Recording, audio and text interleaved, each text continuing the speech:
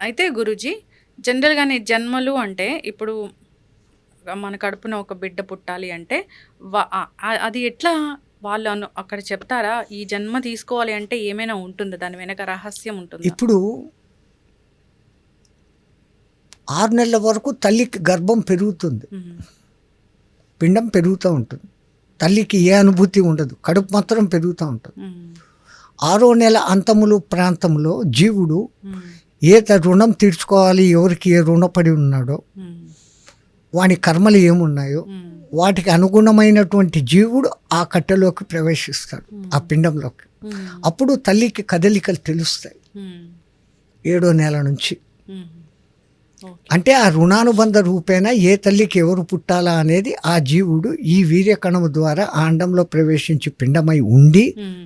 ఆ తర్వాత ఆత్మస్వరూపంగా లోపలికి వచ్చి ఎంటర్ అయి హ్మ్.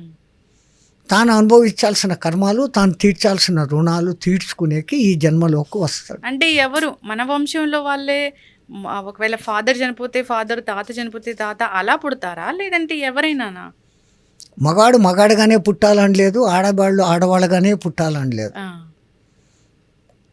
ఈ కట్టె ఉపాధి ఆకారాలు వేరే, ఆడ మగ. హ్మ్. అది అక్కడ మళ్ళీ మీరు జీన్సు, క్రోమోజోమ్స్, XY క్రోమోజోములు ఈ మీ సైన్స్ ప్రకారం చెప్తే 23 జతల క్రోమోజోములు ఉంటాయి. దాంట్లో ఒకటి మాత్రమే XY క్రోమోజోము, YY క్రోమోజోము. హ్మ్. అది మేటింగ్ అయినప్పుడు మగ, ఆడ. హ్మ్. పరమాత్ముని దృష్టిలో ఈ రెండు లేదు. లోపల ఉన్న ఒక్క ఆత్మస్వరూపమే నిజమైంది, ఒక్కటి అంటాం. హ్మ్. అదొకటే ఒకటి. ఓకే. గురూజీ సో, అంటే మనం ఉదయం లేచిన దగ్గర నుంచి సాయంత్రం వరకు ఆ భగవత్ నామ స్మరణ చేస్తూ అసలు ఎలా ఉండాలి? జీవితాన్ని ఎలా గడపాలి? ఇంట్లో దీపం అనేది ఎంత ఇంపార్టెంట్ అసలు? అందుకదమ్మా దీపం గురించి, దీపం జ్యోతి పరబ్రహ్మ దీవేనా సాధ్యతే సర్వస్వం హ్మ్. దీవం సర్వతమో హరః హ్మ్. తస్మై శ్రీ సంధ్యా దీపో నమస్తుతే అని అవును. అంటున్నారే. హ్మ్. దీపం వెలిగిస్తే ఏమవుతుంది? హ్మ్. చీకటి పోతుంది. హ్మ్. జ్ఞాన దీపం వెలిగిస్తే అజ్ఞానం పోతుంది. హ్మ్. అందుకే దీపము జ్ఞానానికి ప్రతీకగా చెప్తారు. హ్మ్. అందుకే ఏ ఇంట్లో కూడా ముందు హ్మ్. సాయం దీపం వెలిగిస్తారు. హ్మ్. సంధ్యా దీపం అని దానికి పేరు పెడతారు. హ్మ్. పగలంతా సూర్యుడు ఉన్నాడు, హ్మ్. ఇప్పుడు రాత్రి ఇంతగెద్దు దీపం ఉన్నా కానీ మనకు వస్తు విశేషణ జ్ఞానం అనేది కలుగుతుంది. అవును. కాబట్టి దీపాన్ని అంత గొప్పదిగా మన పూర్వీకులు గుర్తించి పెట్టినారు. హ్మ్. దీపం పెట్టుకోమన్నారు అంతే. హ్మ్. ఇంకా మనోళ్ళు ఎంతగా పెరిగిపోయినారంటే ఏ నూనె పెట్టాలా, ఎన్ని ఒత్తులు ఆ! పెట్టాలా, ఏ దిక్కులో పెట్టాలా, హ్మ్. 2 ఒత్తులు వేస్తే ఒకలాంటి పుణ్యము. ఆ ఈ చెప్పేవాళ్ళు కూడా ఇన్నిన్ని ఒత్తులేస్తే ఇది, అది, హ్మ్. ఇది అని. హ్మ్. దేవతారాధనకు హ్మ్, కలశహారతి అని మొదలుపెట్టి పంచహారతి అని, నక్షత్రహారతి అని, మీరు అ గంగాహారతి అవును. ఇచ్చేటప్పుడు హ్మ్. అవన్నీ పెడతారు. హ్మ్. అక్కడ వాళ్ళకది సాంప్రదాయం, అది అట్లా చేయాలి. హ్మ్. మన ఇంట్లో దీపం పెట్టినామా చాలు. హ్మ్. దీపం హ్మ్. మనలోని ఉద్దీపనను పెంచేది దీపం. హ్మ్. అజ్ఞానాన్ని తొలగించేది దీపం. హ్మ్. అంధకారాన్ని తొలగించేది ఆ మామూలు దీపం అయితే, హ్మ్. దాన్ని జ్ఞానజ్యోతిగా చూసినప్పుడు మనలోని అజ్ఞానం తొలగుతుంది. హ్మ్. అందుకని దీపం అని పెట్టినారు. ఓకే. దీపారాధన అనేది మనం ఖచ్చితంగా మార్నింగ్, ఈవినింగ్ చేయాల్సిందే. యెస్. అయితే సూర్యుడు రాకముందు, సూర్యుడు అస్తమించే సమయంలో. హ్మ్. అంతే. అదే ర్యాండమ్‌గా టైం.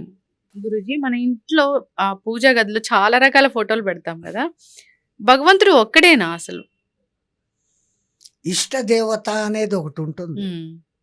భగవద్గీతలో కృష్ణ పరమాత్మ నువ్వు ఏ రూపంలో కొలిచినా, ఏ హ్మ్. పేరుతో పిలిచినా నాకే చేరుతుంది అని అంటున్నాడు హ్మ్. కదా! హ్మ్. అటువంటప్పుడు ఇప్పుడు నాకు గణపతి అంటే ఇష్టం. నాకు హ్మ్. కష్టాలుంటాయి. హ్మ్. సంకటహరుడు వెంకటేశ్వరుడు అని నేను నాకు సంకటాలుంటే వెంకటేశ్వరుడిని పూజిస్తా. హ్మ్. నాకు తొందరగా దర్శనం కావాలంటే అభిషేక ప్రియుడైన శివుడిని చేస్తా. హ్మ్. నా దగ్గర బాగా డబ్బు దర్పాలు ఉన్నాయంటే ఆ దేవుడిని అలంకార ప్రియ విష్ణువు అన్నట్టుగా అలంకారాలు చేసి నేను విష్ణువుని పూజిస్తా. హ్మ్. ఏది చేసినా దాని వెనకాల ఏంటి పరమార్థము? హ్మ్. నాకు మంచి చెయ్యి అని హ్మ్. కోరుకుంటున్నా. హ్మ్. నా కర్మలు తొలగిస్తున్నావు, అందుకు నీకు థాంక్స్, నాకు కష్టాలు ఇస్తున్నావు అని ఎవ్వడు అనడు. హ్మ్. గుళ్ళోకి పోయి నా కోరికల లిస్ట్ అనేది చదువుతాడే తప్ప హ్మ్. నువ్వు నాకు కావాలి, నీ అనుగ్రహం నాకు కావాలి, నీ కృపాదృష్టి నా మీద పెట్టు అని అడిగేవాడు ఒక్కడు కనపడ్డు. అన్నీ ఇచ్చిన కాళ్ళు చేతులు కళ్ళు అన్నీ సక్రమంగా నీకు ఇచ్చాడే, వానికి ఏ పొద్దున్నా నువ్వు థ్యాంక్స్ చెప్తాండావా? ఇంకా ఇది కావాలా అది కావాలా అంటాడు. నీ కోరికలే వాని మీదకి వేస్తాడు. అంటే ఒక్కొక్కసారి చాలా ధనం ఉంటుంది, ఒకటేసారి అది అంటే ఐటీ రైట్స్ జరగచ్చు, దొంగలు పడచ్చు, ఏదైనా కావచ్చు, ఒకటేసారి వెళ్ళిపోతూ ఉంటుంది. అది ఎందుకు జరుగుతుంది గురూజీ? సిరిదా వచ్చును నారికేళంబుల జలంబులు పోలే, సిరిదా పోయిన పోవును కరిమింగిన వెలగపోలే. కరెక్టా? అది కరెక్ట్. వాని నాటకము ఈ దియాతో చప్పడ పాడికే దిగా అంటారు మా హిందీలో. ఇస్తే ఆకాశం చిల్లు పడేటట్టుగా ఇస్తాడు. ఏ మాత్రము మిగలకుండా జలగ పీల్చినట్టు పీల్చి కూడా డౌన్ఫాల్ అయిపోతుంది. కాకపోతే అక్కడ మన విచక్షణ. పరమాత్ముడు ఇచ్చాడు, దీన్ని నిలుపుకోవాలి. నేను తిని నలుగురికి పెడతాను, ఉన్నదంతా ఊడ్చి పెడతాను కాదు, నాకు ఉన్నంతలో దీనులు ఆర్తులు నాకన్నా తక్కువగా ఉండి లేని వాళ్లకు పెడతాను. అంతే తప్ప పార్టీలు పెట్టి ఇంకో కోటీశ్వరుని పిలిచి పబ్బులు గిబ్బులు ఈ పెట్టేది కాదు. అన్నం ఆకలితో ఉన్న వాడికి పెట్టడం, అది సద్వినియోగమైంది. ఆ సద్వినియోగం ఎప్పుడు నీకు అపకారం చేయదు, మంచిగా చేస్తుంది. భలా కరే తో భలా హోగా, బురా కరే తో బురా హోగా. అదే ఇంతకుముందు చెప్పాను బెల్లం వ్యాపారం. అవును. అయితే గురూజీ, ఇప్పుడు దానం చేస్తే ఈ చేతితో దానం చేస్తే ఈ చేతికి తెలియకూడదు అట్లా చెప్తూ ఉంటారు. కానీ ఇప్పుడు ఏం చేస్తున్నారంటే దానం చేసిన ప్రతిదీ ఒక వీడియో తీసి మళ్ళీ అది యూట్యూబ్ లో పెట్టుకుంటూ. దానం మాట దేవుడు ఎరుగు తల్లి, దేవుడికి ఇచ్చింది కూడా మైకులో 10 సార్లు చెప్పు, గోత్రనామాలు చెప్పు. వీడు ఇచ్చేది దేవునికి చందా 10 రూపాయలు. అవును. ఈయన గోత్రనామాలు, వీళ్ళ అమ్మ నాన్న పేరు, ఈయన కొడుకు మనవాళ్ళ పేరు కూడా చెప్పాలి. అవును. అసలు దేవుడికి నువ్వు ఇస్తావా? అన్నీ ఇచ్చింది వాడు, వాడికి నువ్వు ఇస్తావా? అవును. మనం చేయాల్సింది అంతే కలవు నామస్మరణాత్ ముక్తి. అట్లా అని చెప్పి 24 గంటలు దేవుడా దేవుడా అని కూర్చుంటే నీ పనులు ఎట్లా? అవును. కష్టం వస్తే అసలు తెలియట్లేదు, ఏం చేయాలో తెలియట్లేదు, కష్టం వచ్చింది, బాగా ఇబ్బంది పడుతున్నాను అన్నప్పుడు ఏ దేవారాధన చేస్తే, ఏ దైవారాధన చేస్తే మనకు వెంటనే ఫలితం దక్కుతుంది? అందుకే ఈ మానవులు, ఈ అల్ప మానవులు ఇట్లా ఇబ్బంది పడతారని మన పూర్వీకులు టైంకు ఒక్కొక్క 2 నిమిషాలు చేయగలిగిన చిన్న మంత్ర వ్యవస్థ ఒకటి పెట్టినారు.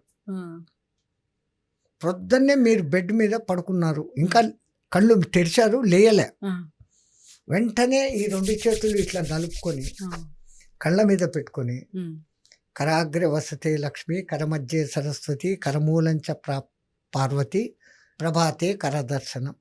3 అమ్మలను తలుచుకున్నాం. కాలు కింద పెడుతున్నాం లేచి. సముద్ర వసనే దేవి, అనేక రత్న సంభూతే, విష్ణు పత్నీచ దేవి, క్షమసత్వం మనం పాతాడను. అమ్మ భూదేవి, నేను ఎంగిలేసిన, మలినం చేసిన క్షమగా ఉంటున్నా, గుంతలు చేసిన బాధపడ్డంలే, నాకు మళ్ళీ పంట ఇస్తాను, ఇంత చేస్తున్న నీ మీద నేను కాలు పెడతానమ్మా, క్షమించు. ఇది చదివేదానికి ఎంతసేపు పట్టింది? పొద్దున్నే కరాగ్ర వసతి లక్ష్మీ, కరమధ్య సరస్వతి, కరమూలంచ పార్వతి. ఎంతసేపు అయింది? ఇది సెకండ్స్ కూడా పట్టలేదు, 1 నిమిషం అనుకోండి, అయిపోయింది. కాలు కింద పెట్టినప్పుడు ఈ మాట అన్నారు, సముద్ర వసనే దేవి, అనేక రత్న సంభూతే, విష్ణు పత్ని భూదేవి, క్షమసత్వం మమ్మ పాతాను. ఇది కూడా 1 నిమిషం అయిపోయిందా? మళ్ళీ స్నానానికి వెళ్ళారు, ఆ నీళ్ళలో ఒక చేయి పెట్టి గంగే చేమని నర్మదా సింధు తాపత్ర అస్మిన్ జల సన్నిధౌ కురు. ఇది ఎంత పట్టింది? ఇంతే తప్ప మధ్యలో నీ 24 గంటలు గుణుక్కోమని చెప్పలే. అయిందా? ఇంకా ఆ తర్వాత భోజనం చేస్తున్నాం. పాతకాలంలో ఏదో మధ్యాహ్నమో 10 గంటలకు ఒకటే భోజనం, టిఫిన్లు వాడవలసిన లేవు. ఆ భోజనం చేస్తున్నాం. భోజనం చేసేటప్పుడు మటు కొంచెం ఎలాబరేట్. ఆ తింటున్న పదార్థం నాకు చేరుగా కానీ అన్నపూర్ణే సదాపూర్ణే శంకర ప్రాణవల్లభే జ్ఞాన వైరాగ్య సిద్ధార్థం అని మేమంటాం. భక్తి జ్ఞాన సిద్ధార్థం అని మీరు అనాలి. మళ్ళీ ఈ మంత్రం కూడా అందరూ ఒకటే చదివేస్తే మీకు వైరాగ్యం ఎందుకు? మాకు కావాలా?